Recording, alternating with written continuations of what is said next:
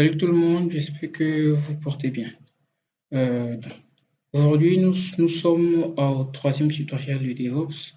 Lors des précédents tutoriels, nous avons vu nous avons vu une démonstration de création du CRUD. Ensuite, nous avons vu aussi la structure du framework DevOps. Aujourd'hui, nous allons nous attarder sur le workflow, donc le parcours des requêtes. Comment est-ce que ça se passe sur DevOps? Là, nous nous retrouvons sur notre interface, comme on l'a laissé dernièrement, admin comme d'habitude, et on se log. Donc, du coup, ce qu'on va faire est qu'on va faire une opération de create encore, et du moins pour cette fois, on va juste faire la création. Donc là, quand on clique sur le bouton create, on a un formulaire, on va entrer boutique et on va save. Ok. Donc, concrètement, qu'est-ce qui s'est passé depuis le login jusqu'à la création de cette ligne qu'on vient de faire ici? Donc, c'est ça qu'on va voir. Et on va commencer premièrement par cette vue-ci. Je vais retourner ici au dashboard. Donc là, on va venir ici au niveau du module stock et on va cliquer sur Stock Manage. Donc, quand on clique sur Stock Manage, on veut donc comprendre on veut comprendre ce qui s'est passé pour que nous arrivions à cette vue et pour que cette vue nous donne exactement les données qu'on a là. Donc, et pour ce faire, on va premièrement commencer par analyser l'URL. Bien. Allons au niveau de l'URL. Au niveau de l'URL, on va distinguer trois parties de l'URL à cette étape. Donc, la première partie, c'est l'URL de base, dans le base URL, le underscore env, tel qu'on a défini dans le constant.php, si on se rappelle, au niveau du répertoire config, au niveau de la racine du projet. Ensuite, on a le chemin du module. Donc, une fois qu'on est au niveau de notre projet, on prend le chemin du module, donc source, DevOps tuto, module stock. OK. Et une fois qu'on est ici, c'est en fait à partir d'ici que que tout se passe en fait. Donc là, on a notre route concrètement. Donc on a storage index pour dire oui, nous sommes dans le module stock. Je veux donc qu'on me serve la page storage et plus précisément la vue index. Une fois qu'on a dit ça, allons donc voir concrètement comment ça se passe et dans le code. Et bon, on a vu comment ça se passe dans la vue, maintenant on va voir comment ça se passe dans le code. Là, on va ouvrir notre IDE. OK. Tac, comme ça. OK. On va réduire un peu. On va voir. Voilà, là c'est mieux. OK, donc là, nous avons ici, si on réduit tout ça, on va suivre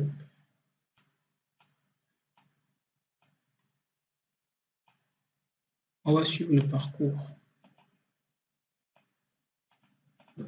Là, on dit, on est au niveau de notre projet, on va au niveau du module stock. Donc là, si on va au niveau du module stock, source, DevOps tuto, module stock, tac, nous sommes au niveau de notre module stock. On a différents répertoires qui se trouvent dans le module stock, mais ce qui va nous intéresser ici, c'est le fichier index. Parce qu'il faut savoir que tout commence par le fichier index, la route principale. Donc, une fois qu'on ouvre le fichier index, qu'est-ce qu'on voit? Donc, premièrement, on commence par require le admin header, celui qui contient tout le code, là où on a require tout le code. Ensuite, on vérifie si la session admin est bien activée, sinon on redirige vers la page de login. Puis ici, ce qu'on fait, on spécifie les variables globales pour le répertoire où se trouvent les vues. Et ensuite, on initialise le module qui est le module stock en fait. Cette ligne-ci, je ne sais toujours pas pourquoi je la garde. Je ne sais toujours pas pourquoi je la garde. Je devrais la supprimer lors des prochaines mises à jour. Donc, après l'initialisation du module, on instancie le contrôleur, donc storage controller, on instancie ce contrôleur-là. Et après avoir instancié le contrôleur, nous commençons maintenant par définir les routes. Et les deux routes qu'on a ici, ou du moins les trois, il y a la route du layout, le storage index et la route par défaut qui me renvoie vers la page 404. Donc, ce qui nous intéresse ici, vous l'aurez remarqué, c'est la vue, c'est le case storage index. Okay. Donc, comme je l'ai dit au niveau d'ici, c'est une fois qu'on s'est dirigé vers notre module, ce qui nous intéresse, c'est ce qui se place après le nom du module, donc storage index. Tout ceci, donc le storage bar index, c'est ce qu'on appelle la route, le path. Donc, si on revient ici, on va remarquer cette ligne ici, la ligne 23, on dit request, new request. Cette classe nous permet d'écouter l'URL et de capturer tous les éléments qui nous sont nécessaires au niveau de l'URL. Et ici, on initialise ce request-là avec la route layout. Maintenant, ici dans le switch, on dit request get path.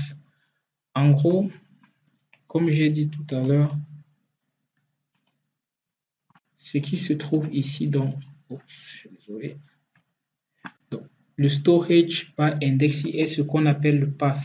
Donc, c'est une variable qu'on appelle le path, les deux. Donc, ici, donc, on récupère ce path-là et on le teste. On teste ici, c'est pas bon. Et là, c'est bon. Storage index. Ce qu'on va donc faire, qu'on va juste faire un contrôle-clic pour voir concrètement, bon, ok, qu'est-ce qui se passe? On a une autre storage index et on voit effectivement qu'il pointe, il prend le storage controller qu'on a instancié plus haut et qu'il invoque la méthode list_dio. Concrètement, qu'est-ce qui se passe donc dans cette méthode list_dio?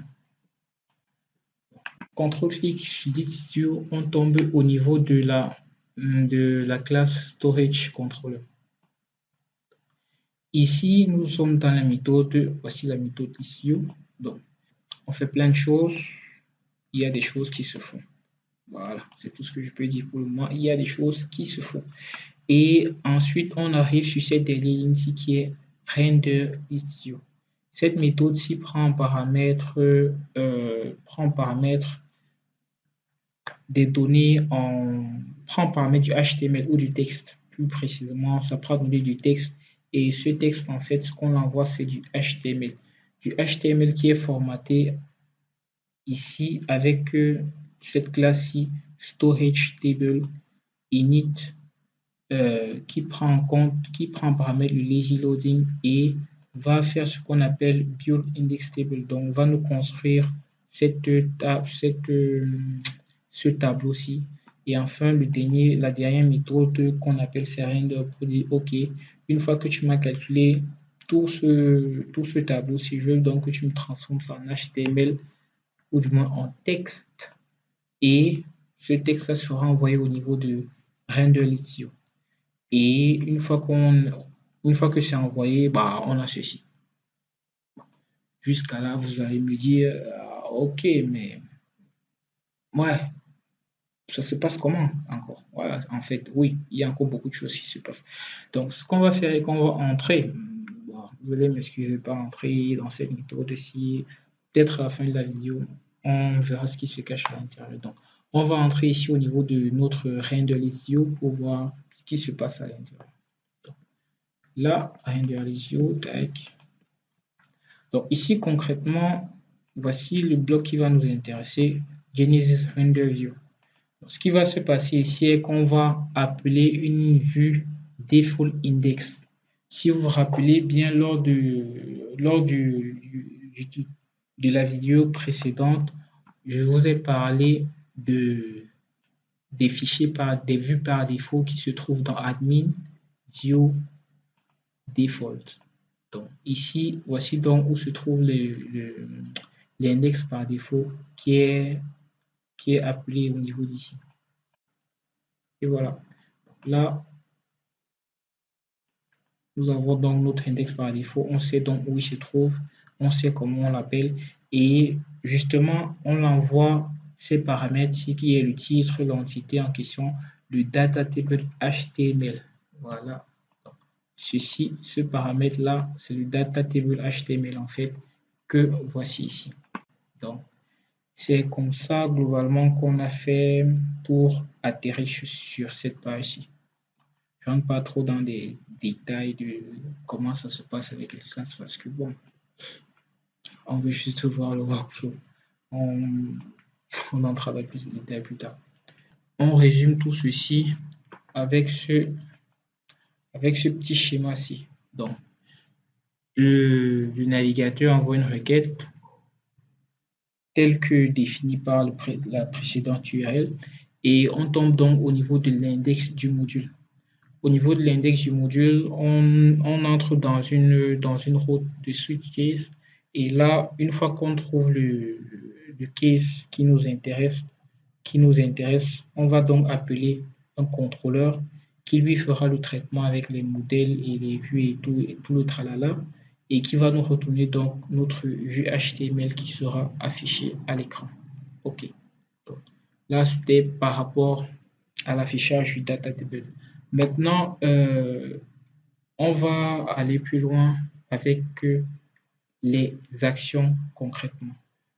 Nous venons de voir comment se passe une requête pour afficher le data table. Maintenant, on va voir comment se font les requêtes pour faire des actions une fois qu'on est sur le data table. Pour commencer, on va ouvrir notre console. Comme je vous l'explique, si vous vous rappelez la dernière fois, j'ai dit le CRUD de DevOps se fait principalement avec Ajax. Donc, les pages ne se rechargent pas totalement, mais ce sont plutôt, on les gère plutôt avec des modèles. Donc, bon, on va voir premièrement vu qu'on a cette ligne, on va travailler avec cette ligne-ci d'abord. Et ce sera pareil pour toutes les autres actions. Donc, là, on va cliquer sur Edit. Voilà, donc concrètement, voici l'URL qu'on a. Donc, qu'est-ce qui se passe donc avec cette URL-ci?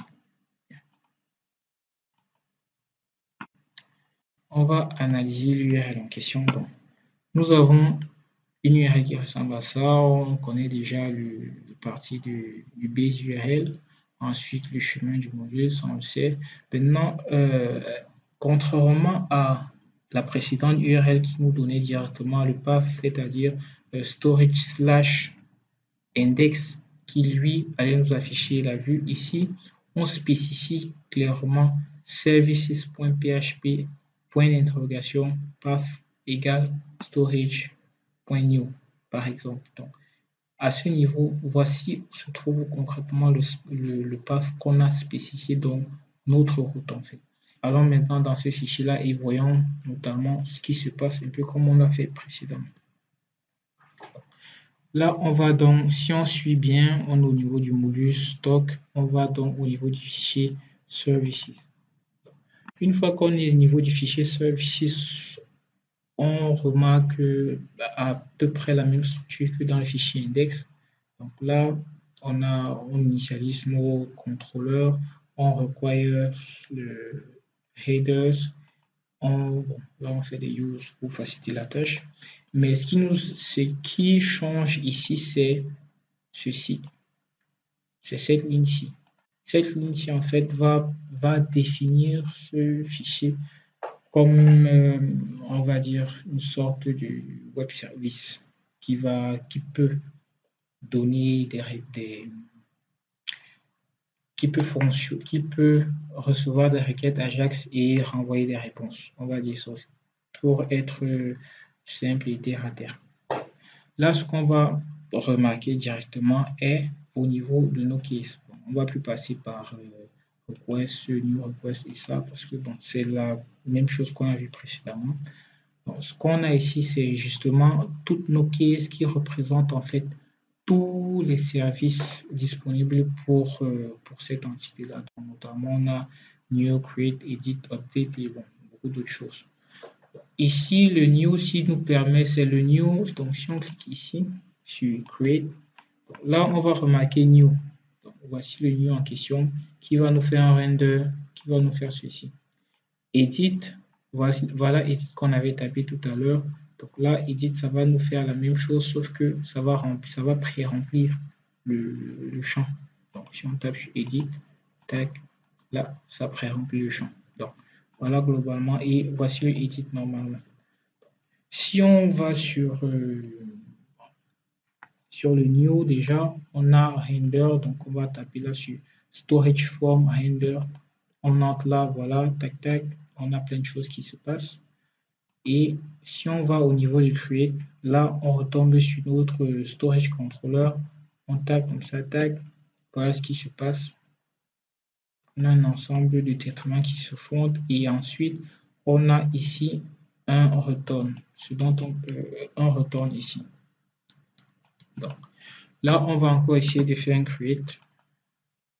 Ici, on va dire peut-être boutique data. On va faire un response, OK. Donc, voici cette nouvelle ligne qui s'est ajoutée ici. Donc, si on vient voir le response ici, là, tac, on va voir cette ligne ici, table row. Au niveau de table row, si ça veut dire, en fait, on est en train de construire ici, sur la base du storage table, on est en train de build index table et single row rest. Donc, dès qu'il fait ça comme ça, c'est ça qui nous permet de pouvoir faire ajouter cette ligne ici. Il faut aussi comprendre que DevOps vient avec un ensemble euh, de fichiers JS qui permettent de faire tout ça. Donc, si on résume un peu ce qu'on vient de voir tout à l'heure, donc quand on clique au niveau de notre data table, on appelle une action d'un fichier DevOps.js qui lui va exécuter un Ajax, va envoyer la requête telle que définie précédemment, et cette requête va attaquer les fichiers services.php qui se trouvent à la racine du module en question. Donc, une fois qu'on est dans ce service.php, on va switcher jusqu'à trouver le case qui nous intéresse. Une fois qu'on est sur notre case, un ensemble de traitements est fait et une réponse est envoyée au niveau, est renvoyée au niveau du navigateur. Et lui, donc, les fichiers DevOps.js se charge donc d'écouter cette réponse et de faire des actions euh, adéquates par rapport aux réponses euh, qui les sont retournées. Donc globalement, voilà le workflow, les deux workflows de DevOps, à savoir premier workflow qui nous permet d'arriver sur notre vue index et le deuxième workflow, le workflow qui nous permet de faire nos actions, c'est-à-dire edit, show, delete et tutti quanti. Voilà, nous avons fait le tour. Voilà, nous avons fait le tour. Donc, petit bonus de fin, on aura à faire on aura à créer des data tables qui ressembleront à ça, juste avec le fichier que je viens de vous montrer tout de suite. Donc, en ajoutant des paramètres, des montées, des descentes, et faire tout un tas de choses avec des paginations comme ça, sans se casser la tête à quoi que ce soit. Donc, voilà. Merci de nous avoir suivis et rendez-vous au prochain tutoriel. Merci.